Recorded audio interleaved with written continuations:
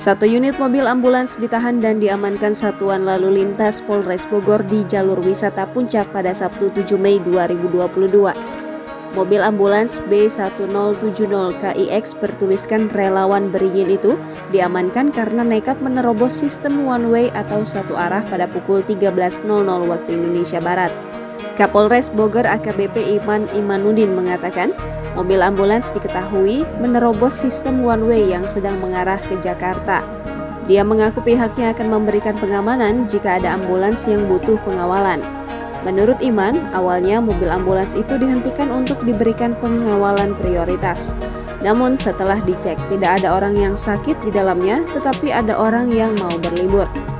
Penindakan ini dilakukan untuk menghindari adanya kecelakaan dalam proses one way.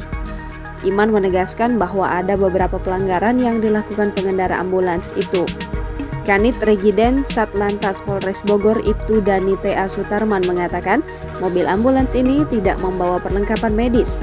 Mobil ambulans membawa penumpang wanita 3 orang, anak kecil 2 orang, laki-laki dewasa 2 orang, dan remaja laki-laki 2 orang. Lalu ada beberapa perlengkapan seperti makanan, sound system bantal, dan karpet. Pelanggaran lainnya adalah rotatornya yang menyalahi aturan undang-undang. Saat ini mobil ambulans ditahan oleh Satlantas Polres Bogor. Pantauan Warta Kota, ambulans berwarna campuran putih, kuning, dan hijau ini bertuliskan beringin muda di bagian depannya. Lalu ada logo Partai Golkar yang agak samar-samar di depan dan tulisan ARB di bagian pintu.